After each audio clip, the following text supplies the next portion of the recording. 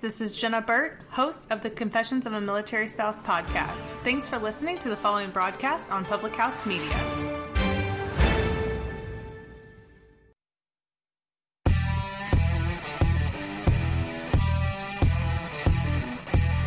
Strike three, you're out.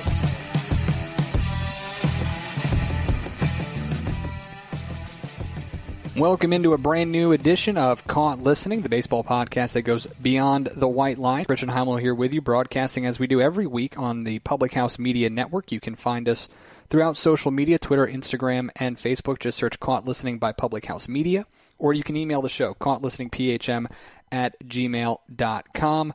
As mentioned, this is the show that goes beyond the white lines and talks about a number of different things surrounding baseball. And one of the things that I'm really excited to talk about, not only because I have called an area a suburb of Nashville home for years in Clarksville, Tennessee, but I love that city. I love what it's becoming in terms of a sports town, and I love the fact that they're talking about Major League Baseball in Music City, in the city of Nashville.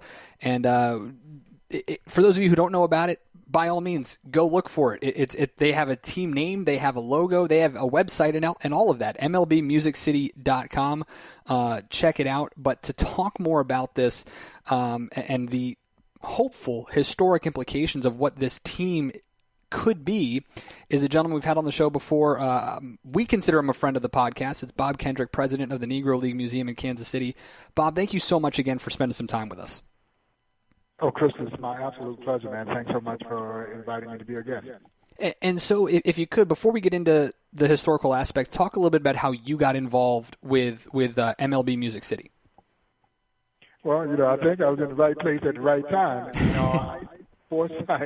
The foresight of John Lohr and the group that has kind of taken on the charge of trying to bring Major League Baseball to Nashville. They reached out to the Negro League Baseball Museum and to me directly.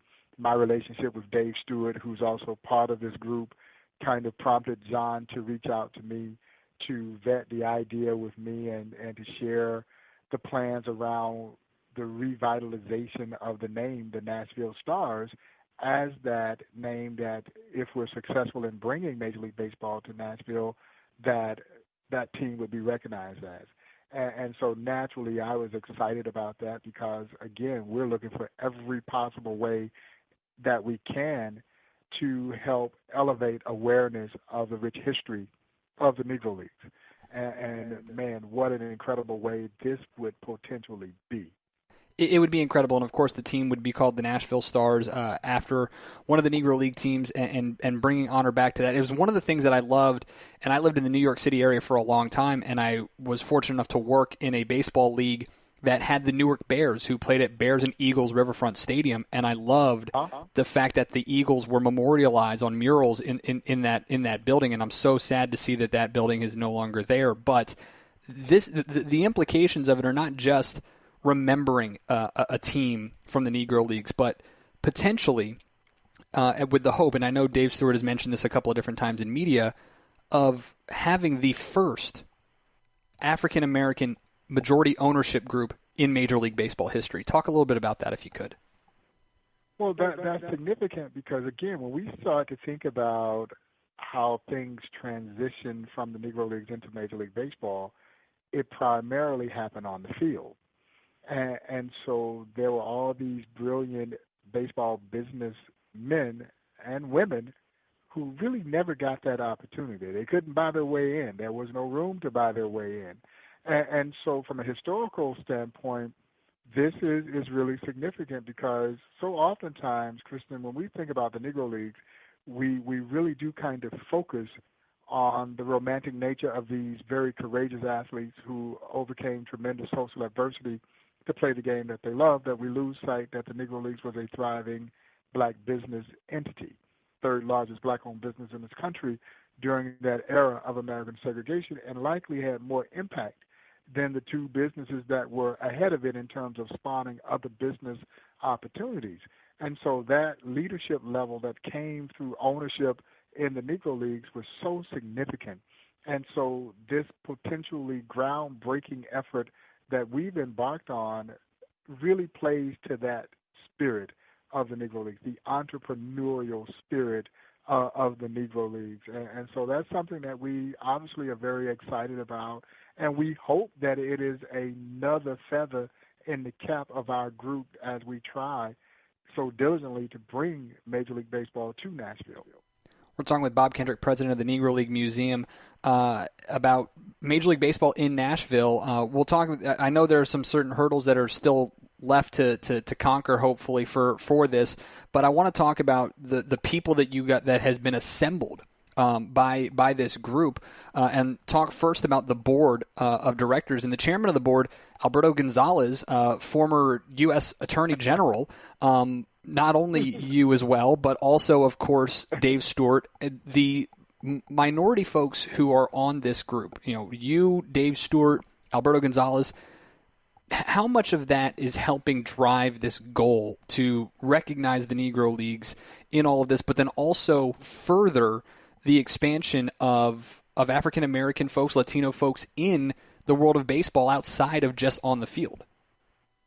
Well, again, I hope that this plays well, and I hope that it kind of shows the progressive nature of this organizing group that has been assembled. And I think it was important that you saw a level of diversity as part of this team, as we move forward with this effort, because that's what this group is all about. That's why the choice of the name. That's what makes this such, I think, a game-changing scenario in so many different ways. And so to have this great leadership, particularly from the likes of those like Alberto and of course, my good friend Dave Stewart, and now most recently Dave Dombrowski, who brings so much institutional knowledge as it relates to the inner workings of Major League Baseball. I just feel very strongly that we've pulled together a dynamic team, a very diverse team that is so ripe now to create this opportunity in, again, a groundbreaking kind of fashion. It's a lot of fun to look at and to see this. And again, I really do love, I'm a little bit selfish to it because I love that city. I love what it's become over the last really decade in terms of a sports town. Obviously, they've had the Titans forever, and the Predators in the last 10 years have become one of the best teams in the NHL. They've had the Nashville Sounds for some time now that have been, a farm team for the Milwaukee Brewers, the Oakland Athletics, and a couple of others, the Texas Rangers currently. But what about it, from what you've seen from the city of Nashville, can support Major League Baseball as opposed to a minor league franchise, which it currently has? Oh, man, Nashville is Major League Baseball already. Oh, this city is, it is no question that it is ready and will embrace and support a Major League Baseball franchise. There is no doubt in any of our minds. The game plan is solid. I think everybody who is involved with this, particularly John Lohr and some of those who are dealing with the inner workings of this, have put together a significant game plan, understanding everything there is to know about the explosive nature of this very progressive city, Nashville. And so there is no question that it is ready, it is primed, it will support Major League Baseball just as it has supported its NFL team and its NHL team and its pending Major League Soccer team. And so it's ready. It is ready. Fans, the people of Nashville are ready. We're ready. And so we hope there's no business. Well, it's amazing to watch, too, because, again, having lived in that area for a few years and calling that place home and seeing what it's become, the renovations to the stadium, the pending MLS team, where they're talking about putting this stadium. There are already plans in place. There's already renderings for a stadium that is going to be perfect for walking distance. It's going to be perfect for downtown Nashville. It's going to be right next to Nissan Stadium. It's amazing to look at and watch it. And by the way, I have to applaud John and the folks with the Music City MLB and the efforts there, because folks, just understand this. Yes, Bob and Dave Stewart and a couple of others are on the board of directors, but they have a whole group of community advisors. They have a whole group of baseball advisors, which include Hall of Famer Tony La Russa, of course Dave Stewart, a two-time World Series champion GM in Dave Dombrowski, in my opinion, the best baseball coach in collegiate athletics in Tim Corbin at Vanderbilt, R.A. Dickey, Barry Zito. You've got baseball guys involved in this who can really help put together, hopefully, a great team and a great stadium. But then, Bob, here's the kicker for me. When I was researching this, the music industry advisors, and you've got some legends involved in this. You've got Kix Brooks of Brooks and Dunn. You've got Eric Church, Luke Combs, Kane Brown, and then, of course, it's not just country music in Nashville. There's a gentleman by the name of Justin Timberlake who is a worldwide phenomenon that is also involved in this. Well, I tell you what, and again, I tip my cap because, in this case, I'm more just an innocent bystander, and I'm watching too, and in awe of what John and the group are doing to bring some incredible people into the fold that, again, offers, I think, great credence to this effort, credibility to our plan, and to the team that we've been able to assemble, again, as we move forward with this effort. And so it just only enhances the legitimacy of what we're putting together in this effort to bring baseball to Nashville. Now, you had a chance to be in Nashville earlier this year, correct? For Martin Luther King Day? Yes. That was the last trip for me into Nashville, and enjoyed it immensely, and participated in the march over to TSU, and had an opportunity to kind of talk a little bit about this project and the role of the Negro League Baseball Museum and the role that we hopefully will play as part of this joint venture. Because what makes this so exciting for me, and then this becomes admittedly a little self-serving, is that this is the first time ever a potential Major League team would absolutely embrace the name of a former Negro Leagues team, and that the Negro Leagues Museum is a partner in this effort. And so for any not-for-profit organization, but particularly cultural institutions like the Negro Leagues Museum, you are constantly on a quest to try and figure out ways to generate perpetual revenue. Because every organization is looking for that, and particularly not-for-profit organizations and cultural institutions like ours. Well, when I say that this is a potential game changer for the Negro League Baseball Museum, it is just that.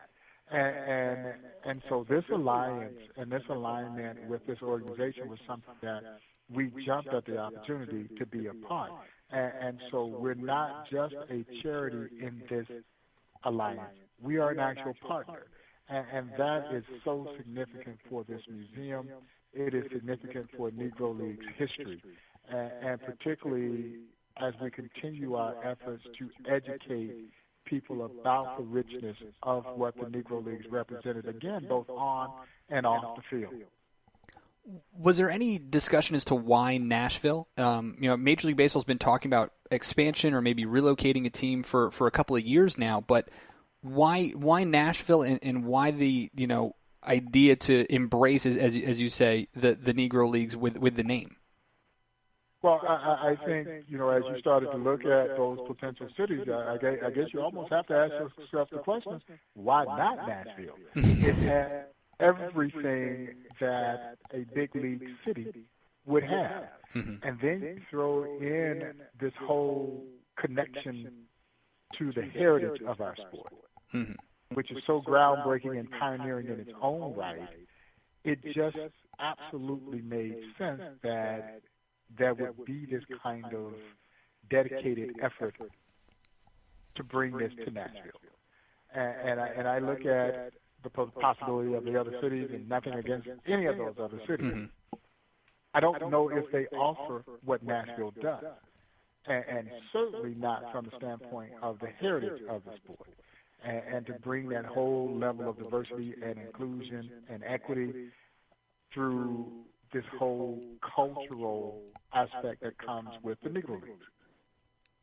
It's an incredible effort to watch, and again, it's been really picking up steam over the last few weeks more than anything else in a couple of months here, where, again, there's renderings of the stadium, which is amazing, a 42,000-seat stadium, designed to be built in honor of Jackie Robinson, which I'm really excited to see how this works out. Where it is, the pedestrian bridge in Nashville, and for those of you who have been there or seen it, you know what I'm talking about, right outside the right field gate, a whole entertainment district essentially created in downtown Nashville. A lot of fun. We're talking with Bob Kendrick, president of the Negro League Museum and member of the board for Music City Baseball, and bringing a major league franchise to Nashville. Of course, one of the interesting things that I don't think it's lost on anybody who at least is, and maybe I'm looking too far ahead and trying to read tea leaves that aren't there, but the fact that the winter meetings are in Nashville next year could play a very interesting role in all of this in terms of presenting and showing that Nashville can be a Major League Baseball town. Yeah, well, again, I think the stars aligned, and no pun intended, and it will be, I think, an opportunity for us to showcase what the city is all about, what this effort is all about, and again, enhance the viability of this bid to try and do what we want to do in creating the Nashville Stars as a Major League Baseball franchise. Going to be a lot of fun, and hopefully we get to see, again, I'm all for, I personally would like to see expansion in Major League Baseball. I'd like to see us get to 32 teams. I don't necessarily would want to see a team like the Rays or the Athletics, as it's been talked about, potentially relocating, but I would love to see baseball in Nashville. And of course, Bob, we were talking earlier, the historical implications of this as hopefully becoming the first African-American majority-owned Major League team ever. And this week has been an interesting week for African and a great week for African-American owners in professional baseball. You and I were talking about that a little bit today. Announced earlier this week in the Atlantic League Independent League, which part of my day job is in there, or actually my day job is in the Atlantic League with one of the teams. I was fortunate enough to be in Gastonia, North Carolina on Tuesday to meet Brandon Bellamy and the ownership group there for the new Gastonia franchise, the first African-American owner in the Atlantic League's history and really in professional baseball since the Negro Leagues. And then, of course, Patrick Mahomes deciding he's going to go and become a part owner of the Kansas City Royals. If you could, kind of talk a little bit about what this week has been like as someone who is so rich in the history of the Negro Leagues and African Americans' contributions to the game of baseball and the United States as a whole, what it's been like for you to watch the news over the last couple of days, really with specifics to Gastonia, North Carolina, but then also being a part of what's trying to happen in Nashville. Well, it fills me with great pride, and you just get the feeling that somewhere in that great somewhere, the legendary Andrew Rube Foster, who was the architect of creating the Negro Leagues 100 years ago, he's got to be smiling. And this is a tremendous step. It is a watershed moment in many ways, what we are seeing here with Mr. Bellamy. And of course, here in Kansas City, we're all delighted about Patrick's involvement with our Kansas City Royals because, again, it kind of demonstrates his commitment to the great city of Kansas City, the birthplace of the Negro Leagues. And so for these things to be happening, these historic things to be occurring during this year, which is such a milestone year for the Negro League Baseball Museum, the 100th anniversary of the birth of the Negro Leagues, is something, again, that we take great pride in seeing, witness, and it just feels so very appropriate that these things would be happening during this milestone year of remembrance of what the Negro Leagues represented. I tell you, Bob, it was a lot of fun to be there on Tuesday and to talk with Brandon. He's got a great personality. I'm looking forward to a fun rivalry with our two franchises in the Atlantic League being only 90 miles apart in North Carolina. But it wasn't lost on him the importance of this week either, which was a lot of fun to see and really, really exciting. I want to get to, real quick before I let you go, last time we spoke, we were discussing the 100th anniversary of the Negro Leagues and all the celebrations that were going on. Obviously, most of that, if not all of it, has come, unfortunately, to a screeching halt. But how are things at the museum, and how can people still be involved and still celebrate 100 years, the 100-year anniversary of the Negro Leagues? Yeah, no, we refuse to allow this pandemic to steal all of the thunder away from this milestone celebration. And Christian, as I've shared on many occasions, this story is about resiliency. This museum is about resiliency. And that means that we've got to be resilient and very vigilant in our efforts to make sure that we are able to salvage as much of this milestone celebration as we possibly can. I used a bad baseball analogy here recently when I said that coronavirus was that big, nasty right-hander who went high and tight and knock you down.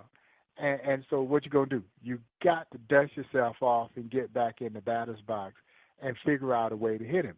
And that's exactly what we're trying to do. We're figuring out ways to hit him.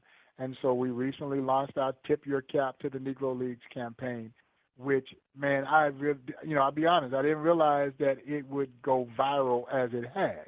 You don't set out to say, okay, something's going to go viral. Right. We had this great idea to do a campaign to honor the Negro Leagues by getting people to take a photograph of themselves or a short video tipping their cap. And as you all know, in our sport, there's nothing more honorable that you can do than a simple tip of the cap. It is the ultimate sign and show of respect. And so we felt like we'd get some of those who had made their living in our sport, current major leaguers, former major leaguers, and likely a few baseball fans who would join this effort. But, man, what has since transpired, this campaign has become a movement. When we launched this on June 29th, we launched with 4 U.S. presidents tipping their cap. President Obama, President Clinton, President Bush, and President Jimmy Carter. General Colin Powell, Michael Jordan, Magic Johnson, Billie Jean King, Bob Costas, Stephen Colbert, actor Paul Rudd, Conan O'Brien, along with MLB Hall of Famers who have joined this effort. And then we even went out-of-worldly with a tip of the cap from astronaut Chris Cassidy, who just happened to be aboard the International Space Shuttle, And so I think at that point in time we realized that, hey, wait a minute, we got something pretty special here. But I also think the timing for this was right, because not only were we dealing with the pandemic, but we also were dealing with a level of social upheaval that was so much reminiscent of the 1960s with what we've seen transpire here recently. And so this simple notion of recognizing and paying tribute to the Negro Leagues on the 100th anniversary was something a lot of people felt compelled that they could rally around. And for me, it fills me with great pride that the winning spirit of the Negro Leagues could be this unifier. It could bring people together around a common cause. And so that's just been one of the ways in which we've been able to keep a level of energy in and around this campaign, in and around this celebration, when so much of the things that we wanted to do have absolutely been derailed by this maddening coronavirus pandemic that we're all having to endure. And, of course, the museum was shut down for literally 3 months. And so, like everybody else, we were reeling from that. But again, as a steward of this story, you realize that you cannot wallow in self-pity. That would be doing a disservice to every one of those individuals who were involved with the Negro Leagues, because they never cried about the social injustice. They went out and did something about it. You won't let me play with you? I create a league of my own. And it's that spirit that propels this museum at this time that has been so difficult, not just for us, but for everybody in this country. It's been incredible to watch what you all have done, both with the museum and with, obviously, what's going on in Nashville. You evoked Rube Foster earlier, and I think the same sentiment for him could probably be said of the late Congressman John Lewis in what's happened over the last couple of weeks here, and hopefully to see Nashville continue to grow and continue to push African Americans in baseball to a much higher level and continue to grow that side of it as well. He's Bob Kendrick, president of the Negro Leagues Museum in Kansas City. You can learn more information about the Negro Leagues and their 100th anniversary by heading to nlbm.com. And if you want to learn more about baseball Major League Baseball coming to Nashville, just go to mlbmusiccity.com. Bob, it's always fun to talk to you. I really do appreciate the time. And, I'm excited to get some Stars merchandise at some point soon. We want to make sure people buy a whole lot of merchandise because a portion of those proceeds help support what we're doing here with the Negro League Baseball Museum. So please go out and represent this effort to bring Major League Baseball to Nashville. Even better. Best of luck, and thanks again so much. Anytime, Kristen. Thank you, man. Bob Kendrick, president of the Negro League Museum in Kansas City, member of the board of MLB Music City, or Music City MLB, the group that is trying to bring Major League Baseball to Nashville. And listen, I know I've said this before, and that minor league baseball is amazing, and it is, and we should support minor league baseball as much as we possibly can. So nothing against the Nashville Sounds, but what the city of Nashville has done in terms of embracing professional sports and major league sports, what they've done with the Predators, what they've done with the Titans, getting an MLS team. This is a city that could, I think, do very well with a Major League Baseball franchise, and I think it'd be great for the sport to have kind of that central, southeast, midwest, bridge right there between Kansas City, St. Louis, and the East Coast. So should be a lot of fun. Appreciate you guys joining the show, and appreciate you guys being a part of this as we are every single week. Submit your show ideas, submit your questions. Head on over to Twitter, Instagram, and Facebook. Just search Caught Listening by Public House Media. You can find me on Twitter as well, at Chris Heimall, ChrisHeimall. And until next week, you have been caught listening.